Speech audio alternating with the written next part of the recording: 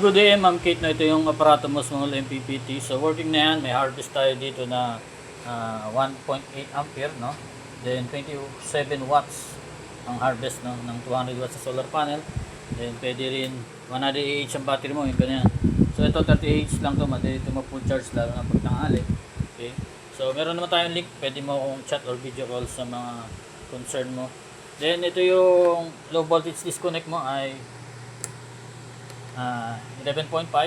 Then ang reconnection niya is 1.7, no? 1.7 plus 11.5 is 13.2. Ibig sabihin ng 11.5 na yon ay mawawala yung LED red kasi yung battery mo nalobat na, no? Katulad dito ngayon ay 13.2 ang battery mo. So pag umabot ng 11.5, ma-disconnect yung LED red, mawawala ang supply nito, then mag-off yan. So kailangan mo i-charge yung battery mo kinabukasan through solar panel. Okay, so dito ka lang gagalaw sa terminal na to. Okay. So positive to negative naman yan. May coding tayo dito na red is positive, black is negative. So susundan mo lang yan, ha? Kulay. Then breaker ng solar panel, breaker ng battery, at breaker ng inverter. Okay. So working na yan. Mayroon na tayong load dito ng clip fan at saka itong insect. Okay. So pagpapatay mo aparato mo katulad sa kuryente ng bahay, no? Tanggalin mo siyempre yung mga load muna. Yan. So namatay na yung load natin, pati itong clip fan, no? Then yung unahin mo is yung solar panel, okay? Or yung inverter. Basta huli ang battery, okay?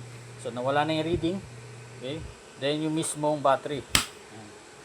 So pagdating sa ito aparato, no, yan, aparato lang. Then meron lang tayong previous na battery clamp, yan, pwede may clip sa battery o pwede mo rin palitan, walang problema yan. Then ito yung dito may kakabit yan, no? Dito ka lang gagalaw sa mga terminal na yan. Positive to negative solar panel wire, ganyan dyan. Then once na ma-fix mo yan, ito hindi ko natatanggalin, no? Naka-fix na yan. Pero ano to, tanggal yan, dito tornilyo lang naman. Okay. So pag nakabit mo na yan, unahin mong i-power is yung breaker ng battery, no? Yan yung breaker mismo ng MPPT natin. Then sa inverter, kung malakas ang battery mo, gagana kagad yan. Yan, maabot kasi ng 13.2 yung battery natin, no?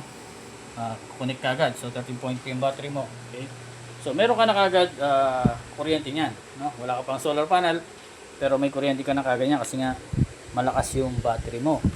So lagay natin 'to uli load na clip fan. Okay. Ayan. Then itong ilaw natin sa lamok to, no? Lalo na kung nalalamok kayo sa lugar niyo. So okay na yan, working na ngayon. Then yung solar panel, no, sa makikita mo is 0 ampere pa. Then wattage, yung P pa wattage yun.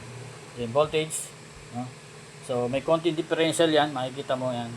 So kasi kapag nag-charge yan, tataas yung voltage dito. Maghahabulan yan, no? So power natin yung solar panel, breaker ng solar panel, yan.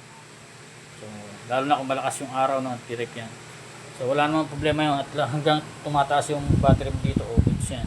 Then itong inverter natin, iba rin yung reading dito, no? Konting differential lang, 0.1, 0.2, no? So may power tayo dito, may power switch off dyan, sarili, no? Okay. So yun lang yung tester ko lang yan, no? Tayo natin. Yan. So okay. Ngayon, na-power na natin, no? So lagyan natin ng medyo malakas na load.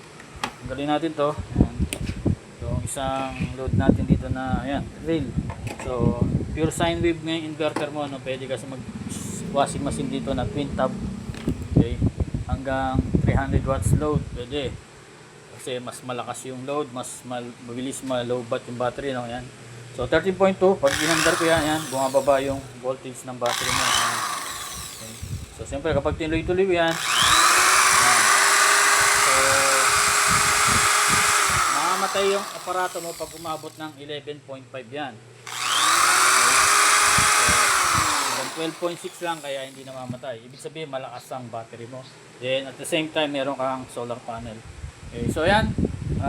Lagyan din natin ng load na medyo malakas na electric fan yan, 50 watts, no? Yung mga regular na electric fan natin sa bahay. Yan. So pwede ka magsabay dito ng continuous na 100 watts per hour daytime, isang electric fan at isang TV. Sa gabi hanggang malobat yung battery mo, pwede ka siyempre mag-ilaw. Then other load, no? Charging cellphone, siyempre lalong pwede yun. So pasit ko na sa ito maya ma'am nang balutin ko muna din. Wait na lang po sa shipping receipt. So thank you sa pagtiwala at God bless.